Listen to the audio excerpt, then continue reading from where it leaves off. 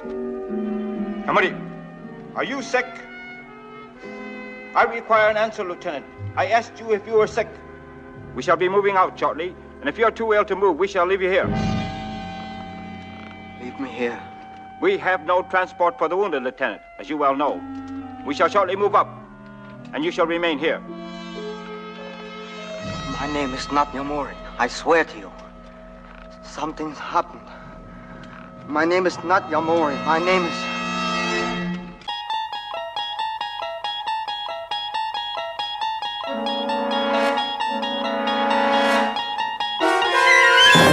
Hello and welcome to the Twilight Pwn, the internet's third most popular Twilight Zone-based podcast. My name is John. I'm joined by my co-host Fred. Hello.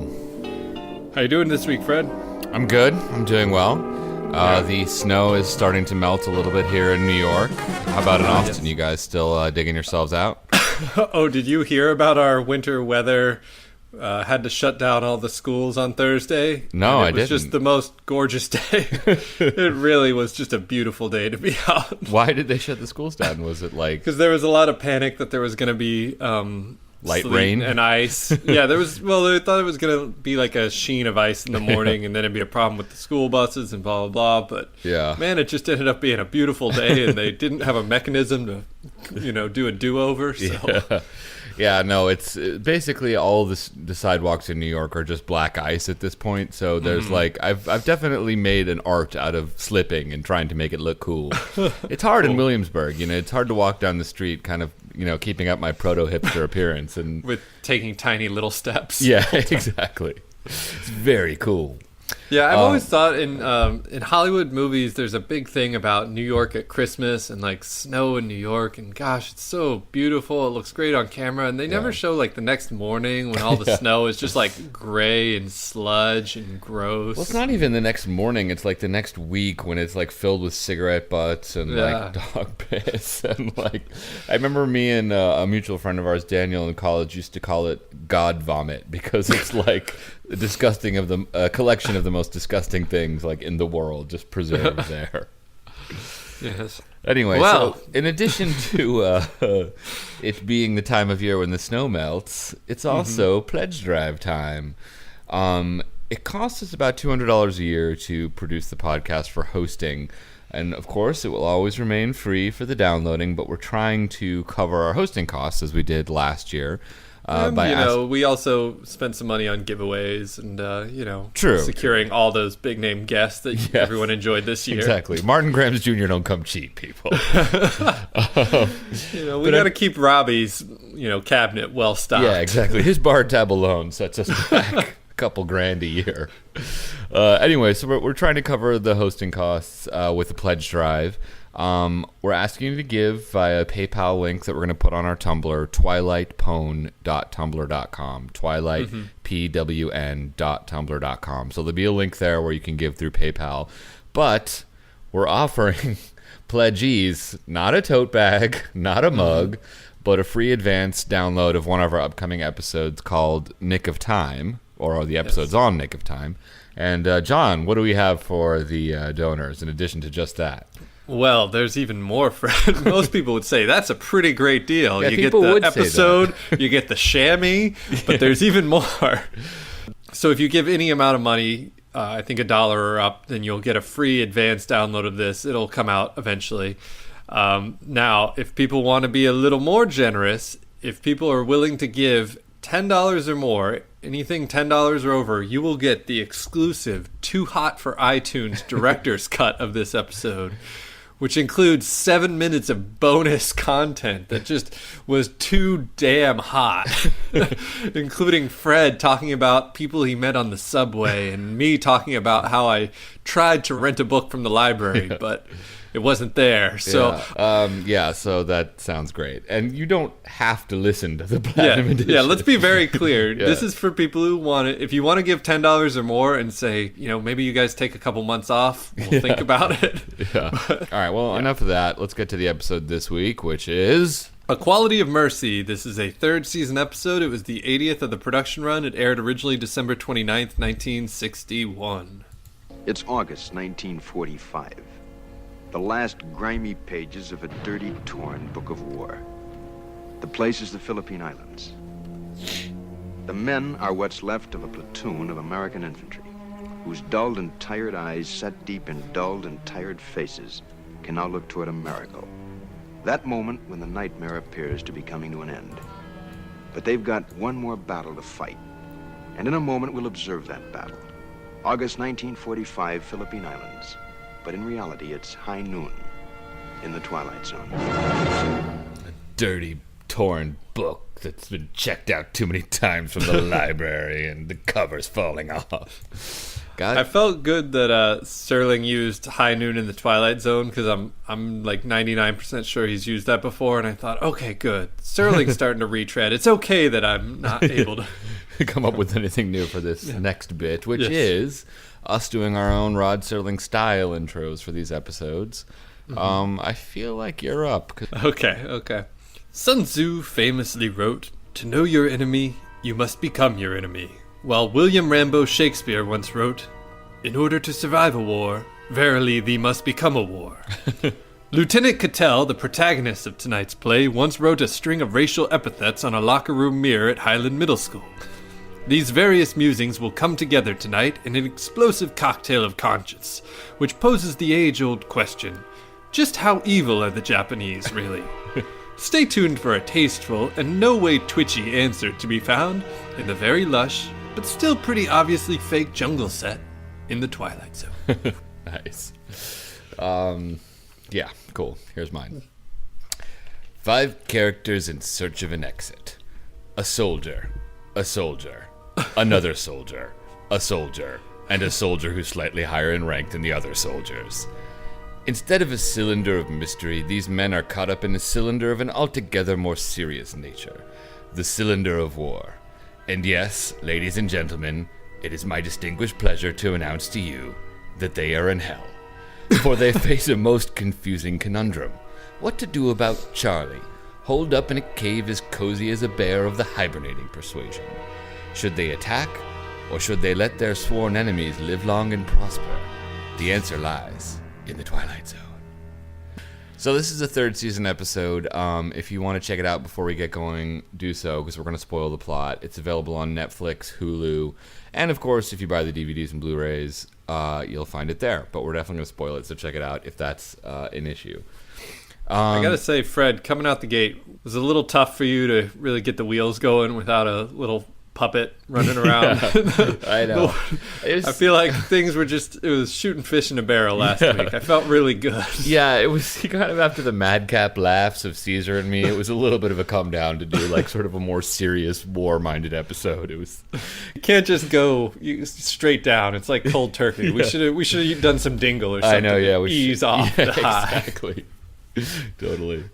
Anyway, we open up on a jungle scene in the Pacific Theater on the island of Corregidor. A group of soldiers are calling in an air raid. And you skipped, we do get a cron that says August 6th, 1945. That's the end of the war, yeah. Yeah, I was kind of curious because seeing that, I thought, I knew August 6th, 1945, okay, we're pretty close to the end of the war. Yeah. And then I started thinking, well, I know that, but would that be obvious to a modern day viewer? But then it kind of became irrelevant because Serling's intro spells out that it's the end of the war anyway. So I wondered, did you think that like... Yeah, you mean the title saying August 6, 1945? Yes. Yeah. I mean, I think the reason they did it is because of what happens at the end of the episode. You know, a viewer who knew when the atomic bomb was dropped would understand that this was like literally right before it. So maybe that's why they did it, to put it in a specific date as opposed to just a general idea about the end of the war. Yeah, I guess so. But, you know, so it has like a special significance. Like if you started off an episode of something saying September 10th, 2001. Right. You know what I mean? Yeah. So the mission at hand is trying to get a group of Japanese soldiers who are holed up in a cave. And if they can't manage to bomb them out with the air raid, there's some question about whether the infantry, aka this little group of soldiers, is going to have to go in to get them out, which is obviously a risky mission. You don't think they'd expect us to go at that frontally, do you? Well, when 2 airstrikes and an afternoon of lobbing shells doesn't accomplish anything, you better start counting your cartridges. Because we are the bottom of the barrel. I mean, when they can't move an enemy with the big stuff, that's when they call out the queen of battle, the ever-loving infantry. Yeah, well, what do you think? Month? More? Less? We got them ringed. According to all the poop, they're finished on Okinawa. The trouble with these little bandy-legged buzzards is that, well, they just don't know when to quit. The problem with these banded-legged buzzards is they just don't know when to quit. It's the guy from of late, I think, of Cliffordville, something Salmi, I want to say. Albert Salmi, yeah. He does sounds talk more weird. like a human being in this one. Yeah, even not imitating a weird old robot as he did in that episode, he still Which sounds shows a that little awkward. that accent from of late of Cliffordville was a very conscious choice, apparently. Yeah, What the hell was it supposed to be? uninformed choice or bizarre choice, but a choice nonetheless. Did the cave look kind of fake to you? It sort of looked like a miniature golf cave to me. I don't know. It kept cutting to it, and I was like, that's not a real cave. Well, you know, the huge grizzly bear on top with the mouth that slowly moved up and down was kind of a tell. But it just, I don't know. It had a very, paper mache cave vibe to it. Sort of get those Japanese soldiers out of Disneyland. Get them out of the Magic Mountain. We get Serling's intro pretty quick. I was kind of bummed he wasn't wearing camo, but sort of nice that he's in the jungle along with them. So after Serling's intro, we get introduced to a new character. And right off the bat, you can see this guy's a real noob. Unlike the other guys who are already there, he's got a clean uniform. He's exactly. He's a real gunner. It's lieutenant, so he's higher ranked than everybody there, and he wants to take An officer versus as opposed to the grunts. Yeah, so how does that work? If you're a lieutenant, you're considered an officer, but a sergeant is still like a... There's different ranks for the enlisted and for the officer class. Oh, okay. So, a sergeant is a high-ranking enlisted, but a lieutenant is a low-ranking officer, but all officers are higher ranked than any enlisted man. So how does it... Is it just like might not be 100% right, but pretty close. I'm sure we're going to get some I crank know, on IMDb. I said that and immediately right? thought, uh-oh, the IMDb trolls are going to be flying at me for that. But is it... How do you get to be an officer then? Is it just like a gifted and talented program within the Army or something? Is it like you tracked have to go to officer, I think it's called OCS, it's like officer training school. Okay. I mean, normally, this is like a totally classic, almost cliche split in the military of the enlisteds and then the officers who don't really know what's going on the ground and they're all high and mighty. It's usually like the college boys. You graduate and you immediately come in as an officer. Yeah. Can you ever get promoted from being an enlisted person to an officer, or do you have to... I believe it's possible for an enlisted to go through OCS and become an officer, but I don't think it's the normal path. More comedy gold from the Twilight Pwn. Operators are standing by. Pledge now. Yes, ill-informed commentary about the military promotion process. All right, anyway. So that scenario is indeed what's at play here. We've got a young, untested college boy who wants to come in and tell these enlisted men what to do, which is to take the cave head on. It's like, that cave is filled with potato or banana cans. We need it. Exactly. There's some cool detail here about how the Cliffordsville sergeant is telling the clean lieutenant about how, when they storm the cave, he'd better take off his rank insignia because the Japanese soldiers would use it to signal him out and shoot him first. I just thought that, Serling himself was stationed in the Pacific Theater, so it's a very nice little realistic detail that gives it some texture. It's kind of cool. It's a good detail. Unfortunately, it was also used in Forrest Gump, so having seen that before, I had to think oh man, ripping off Forrest Gump. Come on, Rod. I know. Another classic.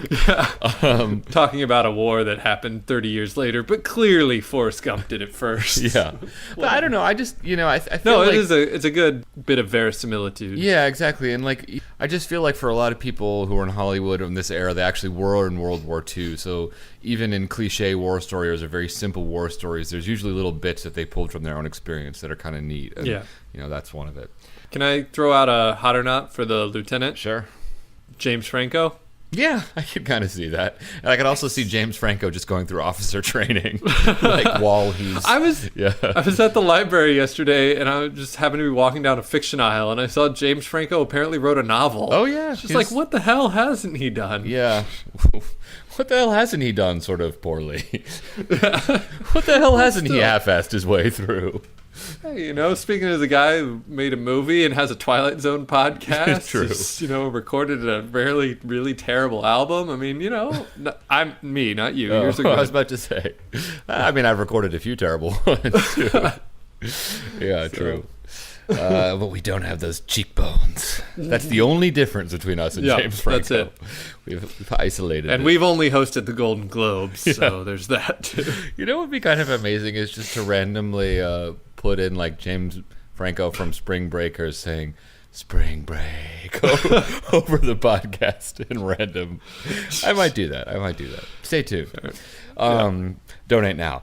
Anyway, so we wanted to do this episode sort of as a tribute to the late Leonard Nimoy, who recently passed away. And Leonard Nimoy has a sort of a small part in this episode. He's one of the cool soldiers, thank God. And we finally get a few lines out of him here. He's noticing that the lieutenant that has stepped in to order them to take the cave is kind of a gunner, and we get a little bit of dialogue about that. I want clean weapons in this platoon because we're going to kill Japs. That's my job. This outfit better shape up. This one is bloodthirsty. You don't think you'll want us to scalp him? I like how that was Leonard Nimoy saying this one's bloodthirsty. It kind of adds sort of like a Spock quality to it. He's like, this one is bloodthirsty, Captain. Like, he's got Nimoy just has a cool about him. Whether he's Spock or a soldier, he's got like this cool, like, remove that you can sort of see even here in a very like young early role. Yeah, it would be interesting to see him in a role where he's being a little more manic, because he is definitely playing the cool, calm, collected guy here. And you also just get a sense that these soldiers have been through a few lieutenants before. Like, he's not really stressed about this new lieutenant. He's more just kind of like, no, this one's bloodthirsty. Interesting. Like, that would be illogical, Lieutenant. Anyway, so in the next scene it's night, and the platoon's sort of mudding up their faces to get ready to take the cave, which they've sort of resigned to themselves that they have to do. And the gunner lieutenant and the cool, laid-back sergeant, he's kind of the cool partner of the platoon. Anyway, they're having a little argument, and it quickly devolves into a very Serling-style pwn sesh. Go ahead, Sergeant. How do you size me up? All right. You're a pea-green shavetail just fresh from some campus. I'm afraid you won't bag your limit. Or worse, all shook up because somebody might spot you as a Johnny-come-lately instead of a killer of men. Think that ought to do it? You asked me, Lieutenant. You're gonna get it. You want to prove your manhood, but it's a little late in the day.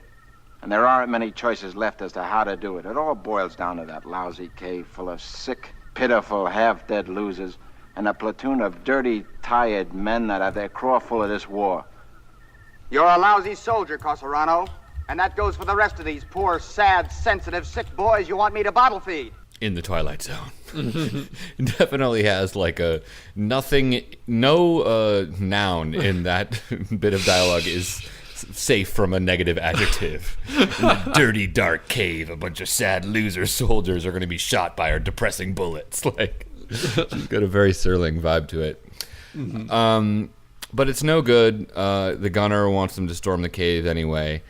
And they get into a bit of a tussle about it, and in the tussle, the lieutenant's binoculars fall to the ground, and when he turns around to pick them up, it's the Twilight Zone, because it's a Japanese soldier who picks them up. It's day, and he's a white guy in Japanese makeup. I don't know.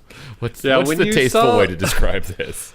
Well, it is actually fairly subtle makeup, but when you saw that they'd done something to his eyes, did you just start thinking like, oh no, uh-oh, like, it's like well done. It's not Mickey Rooney like overt caricature, but it still was just like, it's like the most tasteful take on a very untasteful thing, right, exactly. Yeah. It's like, I was kind of trying to think of how they would do that in a modern story. I feel like they would just get a Japanese actor to portray the character and somehow indicate that it was the guy. You know what I mean? Yeah, I don't know. I mean, I guess I can't say like, oh, if the makeup were better. It's just there's something fundamentally uncomfortable about making a white person into another race. Yeah. It's just okay.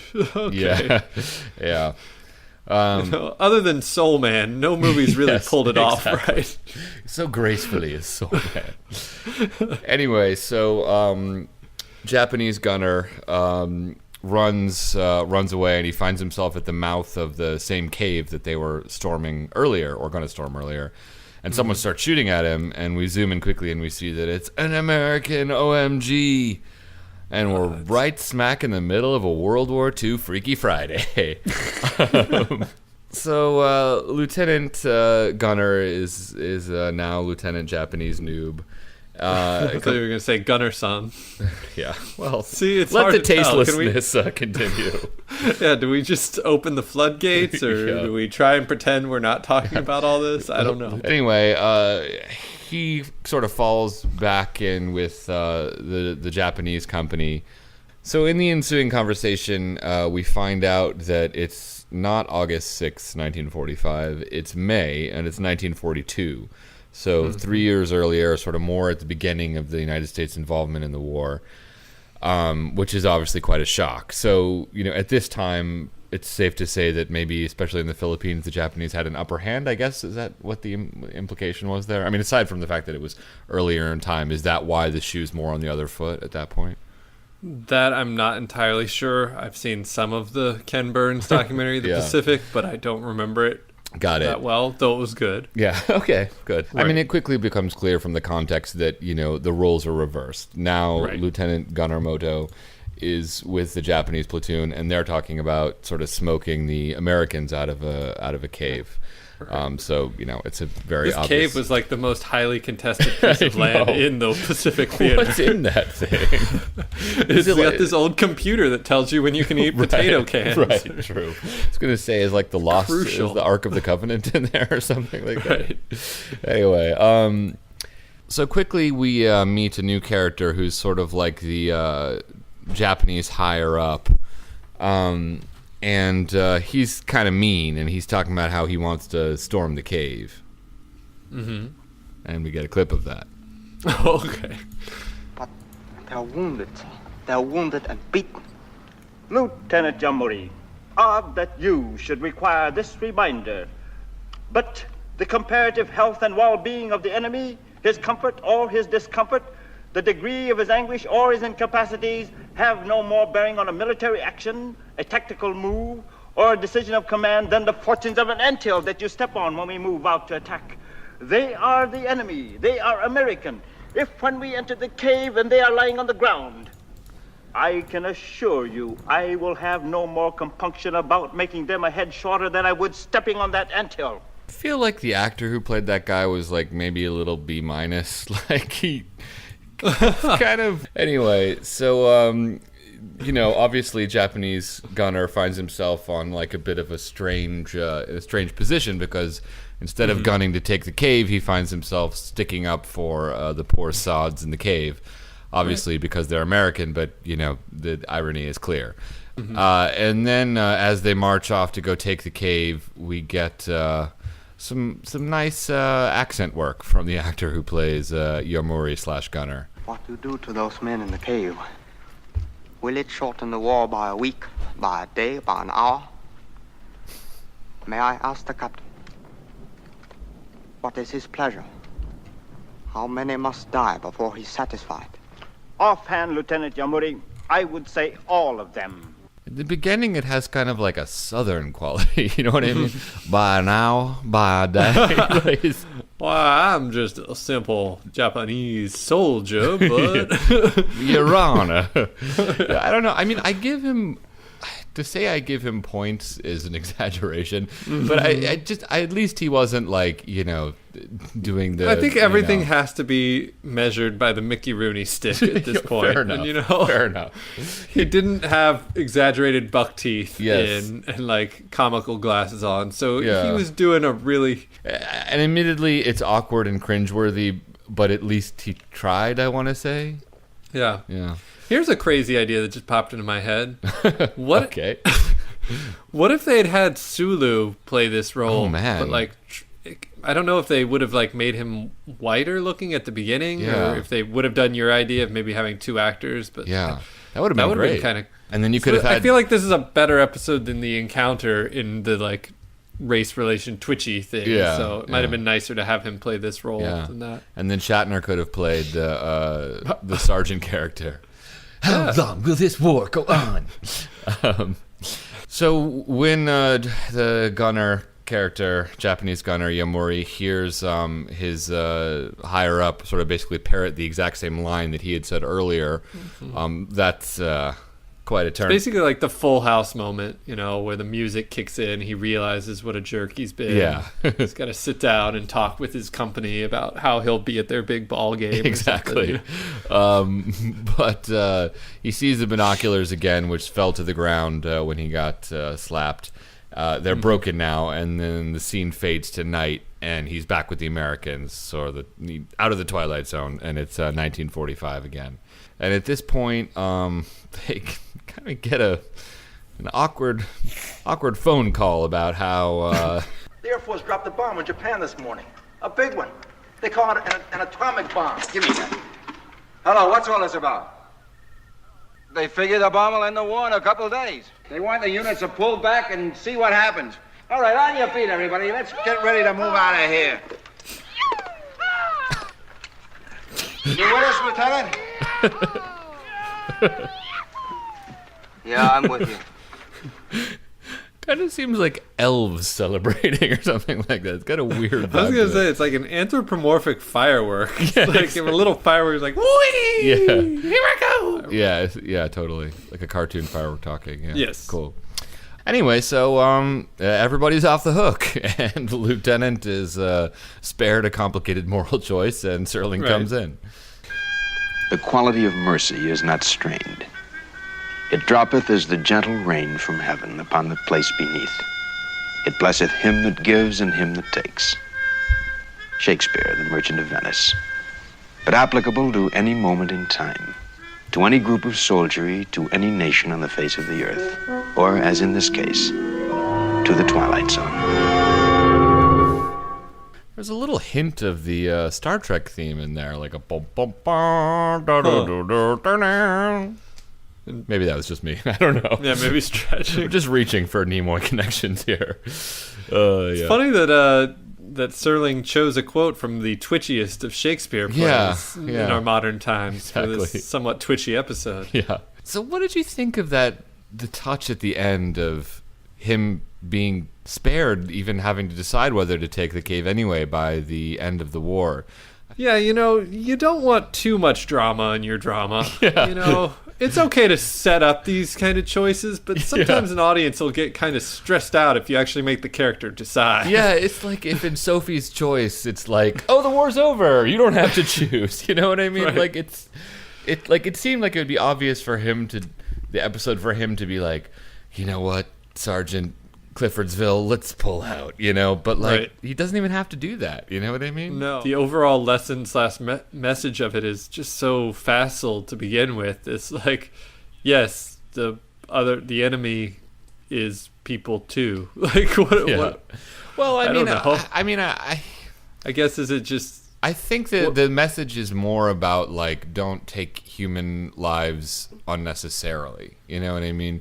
Like, it has to do more with, like, conduct within wartime than the overarching concept of war itself. It seems to suggest that this, like, army officer never even occurred to him what it would be like to be with the shoe on the other foot. Like, is he that stupid? And is just, I don't know. The fact that he's tricky. Like, kill them all, and then he sees the bad guys saying kill them all, and he's like, oh, wait, that's bad. Yeah. No, I hear you. I think the difference is that, like, okay, the wise, cool soldiers who are dirty, so we know they're wise.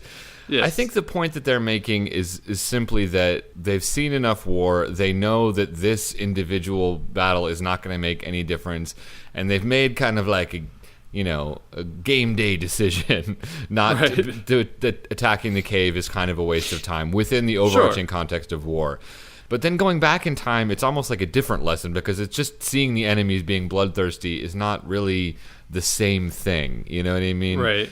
There's more of an understandable reason why the Americans would be reluctant to risk their lives at that stage of the game, whereas the Japanese, swarming the Americans in that cave, I don't know. I mean, it's if you're in the middle of the fight, it makes a little more sense. Yeah, so. Especially at like what's the beginning of the conflict. You know what I mean? So if you've got so much vitriol for your enemy that you're like, let's kill them all no matter what, like, wouldn't you just feel validated if you went over and became the enemy and they were like, we're horrible evil dogs and we're going to kill every single one of them? It just strikes me as very easy that the officer's like, oh, I should be a good guy. Like, I should be nicer and gentler. Yeah, it's just so obvious. Yeah, it is very obvious. I mean, in defense of the episode, I would say that, like, maybe there's something just about viscerally seeing it from their perspective, even though it's like a very obvious message. I mean, most things in life are kind of obvious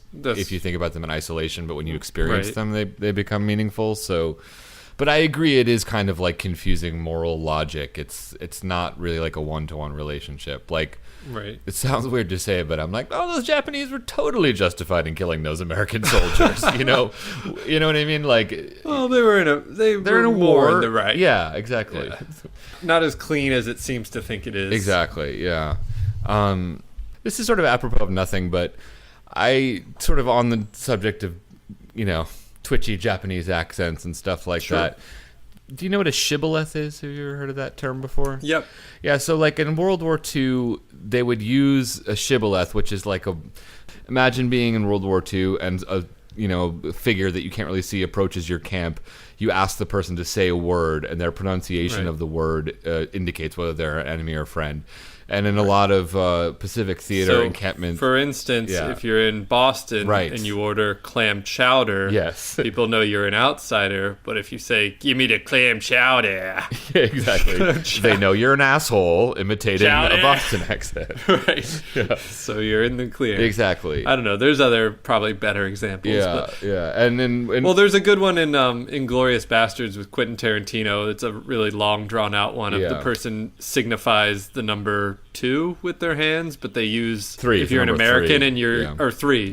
Yeah, if you're an American, if you're gonna show a 3, you do it with sticking 3 fingers up like a W sign, more or less. A European would use middle, index, and thumb, so that's like a shibboleth to tell that the person's an American. I think it was more like German versus British, not so much American versus European. But whatevs. Whatevs.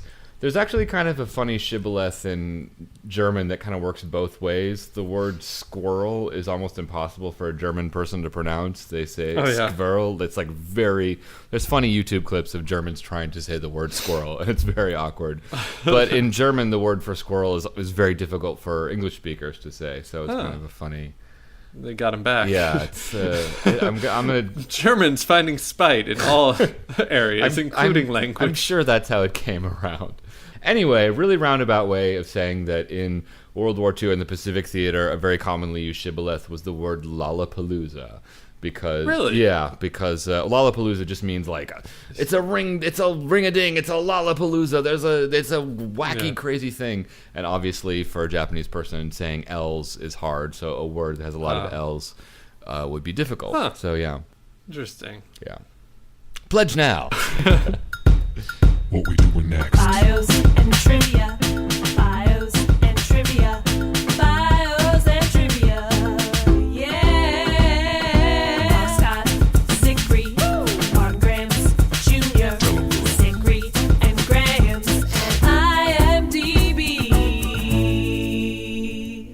So this episode was later loosely adapted for the one of the segments in the Twilight Zone movie. They didn't do the exact plot, but similar ideas. Dean Stockwell had to drop out of the Twilight Zone episode The Purple Testament due to scheduling conflicts. 2 years later, he got to star in this episode. He played the officer. Both stories are about American soldiers having supernatural visions during the Pacific Theater, and both have William Shakespeare quotes as titles. Boom. How about you? Any trivia? So in the Martin Graham's book, there's some stuff about Rod Serling's military career. He went through paratrooper training. It's not clear if he actually paratrooped or not in the war, but he was capable of paratrooping. And he was in the Pacific Theater. I'm not sure if he was actually on the island of Corregidor, which is where this episode takes place, but he would have been familiar with this general milieu.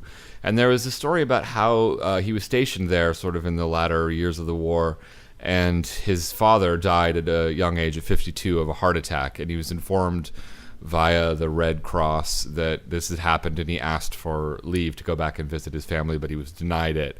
And so there's some speculation, maybe from people at the time or Grams or somebody, that like this episode was in some way a response to like, the army won't let me take time off, like this war is senseless.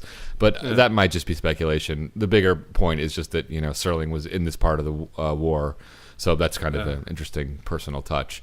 Unlike some celebrities who joined the World War II effort during the war, Serling was actually in combat. I mean, he was injured multiple times. He got Purple Hearts, the Bronze Star, and the Philippine Liberation Medal. And according to Wiki, he suffered from nightmares and flashbacks for the rest of his life. So, well, I mean, he wasn't a celebrity when he went in, but No, but I mean, when we're doing these, we often read out that, this person was in the military, this person. Yeah. And a lot of them was more...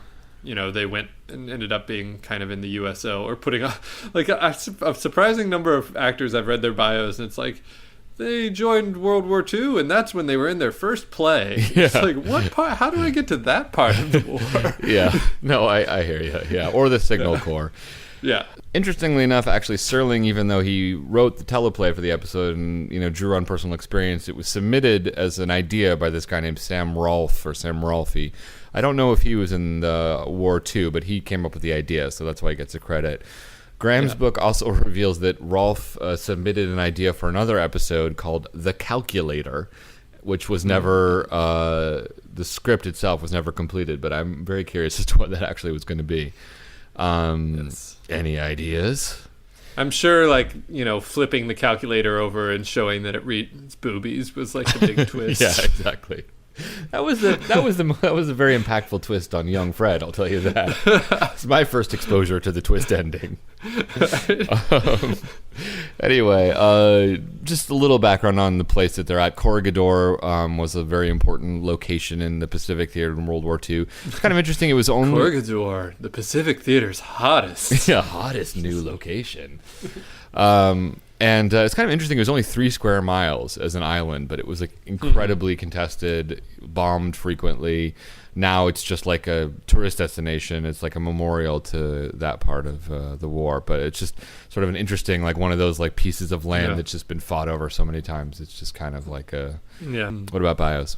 So Dean Stockwell had the lead role as Lieutenant Cattell / Lieutenant Yamori. He also appeared in the 80s Twilight Zone series. He was uncredited in the episodes The 16mm Shrine, which we did way back when. Huh. I wonder who he was. He played a character named Daniel Wise. Weird. Maybe he was like the actor in the movie, like the fake movie. I think that must have been it. Because I tried to think, and there's not that many characters in it. So there's like basically the agent, the producer, and the person who had the temerity to get old. Yeah, exactly. So, I'll flip through my grams while you go on. Yeah. Nominated for several Golden Globe awards. He won once for his role in Quantum Leap, which I think he's pretty well known for. He was nominated for an Oscar for the film Married to the Mob. He was a child actor in the 40s. This is one of those print the legend things, but according to IMDb, he gave Neil Young the inspiration for the title of his 1970 album, After the Gold Rush. That's nice. I love all these things where it's like that guy gave like Slash his nickname. Right. I got to start filling my IMDb thing with little one-liners of trivia that just couldn't be right, but maybe they are. Like you could say like gave Grizzly Bear the idea for Yellow House or something like that. Exactly. So Dean Stockwell played Duke Nukem on Captain Planet, but I ran this down on the internet. The Duke Nukem on Captain Planet is entirely different from the Duke Nukem video game character. There was actually some controversy about whether or not Duke Nukem, the Captain Planet character, was trademarked and whether Duke Nukem, the computer character, could use that name. That would be a hell of a lawsuit. Nukem versus Nukem. Right. Yes. What else? Who else was in this? Al Salmi played Sergeant Casarano. He was also in Of Late, I Think of Cliffordville. Cliffordville. He's just really fun to imitate, I gotta say. He was also in Execution. And Jerry Fujikawa played the captain. He was also in To Serve Man as a Japanese delegate. And he played a gardener in the classic film Chinatown. He had a long career, but I just mentioned the Chinatown thing. It's pretty interesting. This is weird because Dean Stockwell is not credited on 16mm Shrine. That's who it was, right? Or was it another guy? I mean, IMDb says he's uncredited as Daniel Wise. Is anyone credited as Daniel Wise? No, there's Danny Weiss, who's Martin Balsam. Well, that's weird. Maybe IMDb is just way off on this. Yeah. I don't know. Wouldn't be the first time. Anyway, go on. Making us look bad. And then there was this other guy, Leo Nimoy, played Hanson. Didn't hear much from him. Yeah. He was in some Astro Zombies movie or something. Yeah. So Leonard Nimoy, who unfortunately we just lost last week, played a small role as Hanson. He had 4 Emmy nominations in his career. I believe 3 of them were for the 3 seasons of Star Trek, which is pretty impressive, playing, of course, Spock. Yep. He actually directed an episode of Night Gallery, but he apparently never got to meet Rod Serling. He did a commentary track for this episode on the Definitive Edition DVDs, and unfortunately my DVDs have been screwing up lately. So he served in the United States Army from 53 to 55, received an honorable discharge with the rank of Staff Sergeant. He appeared in episodes of 6 different television shows with William Shatner. The Man from U.N.C.L.E., Mission Impossible, Star Trek the Animated Series, T.J. Hooker, and Futurama. Wow. And the Twilight Zone, because they both have roles. I mean, maybe they weren't on screen together, but this trivia was he was in episodes. Oh, I see. In an episode with them. Got it. Okay. Yeah. So he appeared in both the original and the '90s Outer Limit television series. So it's interesting. And then he had this quote that I really enjoyed about William Shatner. Bill was very passionate about the work. Unfortunately, Bill was passionate about everything, which I think seems to really capture the essence of Shatner. That is. If you had a perfume or a cologne called Essence of Shatner, passionate about everything. Yeah, I mean, I could probably talk for a really long time here about Leonard Nimoy and Star Trek. I mean, kind of interestingly, like he directed, one of the Star Trek, or 2 of the Star Trek movies, I think, and so did Shatner, and it's sort of universally agreed among Trekkie fans that Nimoy's directorial jobs are amazing and Shatner's are complete shows, but certainly they had like an interesting relationship, and most Trekkies really love Nimoy and have a mixed bag relationship with Shatner because he's famously like made fun of Star Trek fans. So yeah, but certainly Nimoy is a beloved guy by me and many others.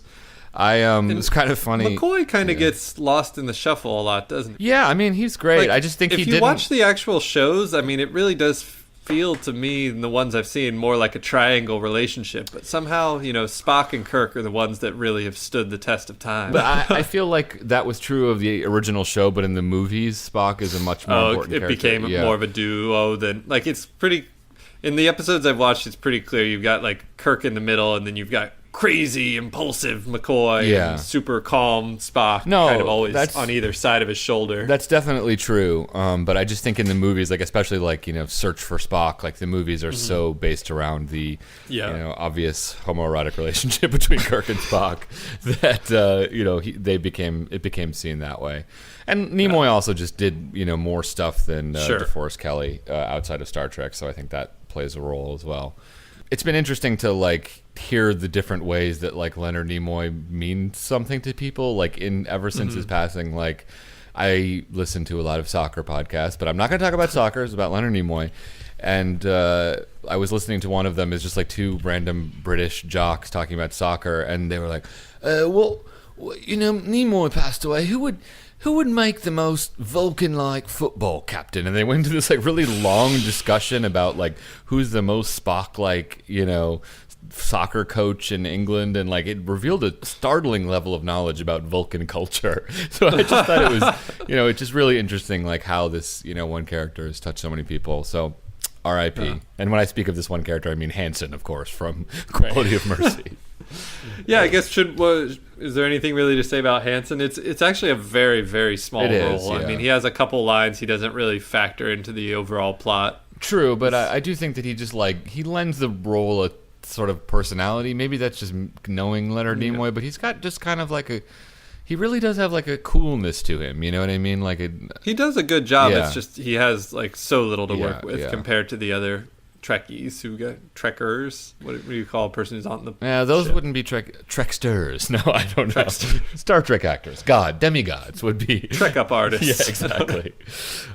Cool. So we have... so written by Serling, like you said, based on an idea by Sam Rolfe, who also created the shows Have Gun Will Travel and The Man from U.N.C.L.E. And he was nominated for an Oscar for the movie The Naked Spur. And directed by Buzz Kulick, who to this date has still not acknowledged his love child, Jojo Kulick. Exactly, who sadly did not have a cameo in this episode. Yes, that brings us to the... Inevitable.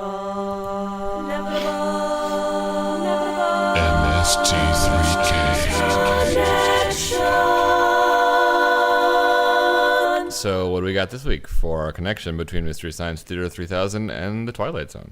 This is one where we need that special jingle that says, tangential. Yeah. Tenuous. Tenuous, right.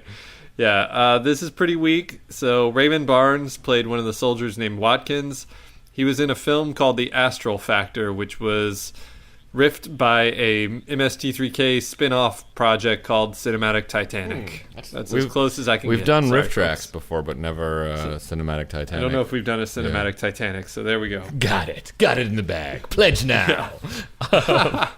Spring break. So what does IMDb give this one? 7.6. Cool. So kind of middle. Pretty middling. Up until the end, it's very much like a 5. I feel like just like a very standard sort of like Twilight Zone episode with a very simple moral.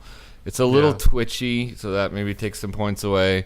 And then the end just feels real limp D to me. So I feel like it's like a 4 or so. What do you think? What do you think about the main actor who had to play the dual roles? I think he did a good job. It's just a difficult task, And I thought the it's acting, a thankless task. Yeah. Who he treated it with as much dignity and respect as he could, but it's But that doesn't, at the end of the day, Sure. it's mostly about the writing for me that takes it down to 4.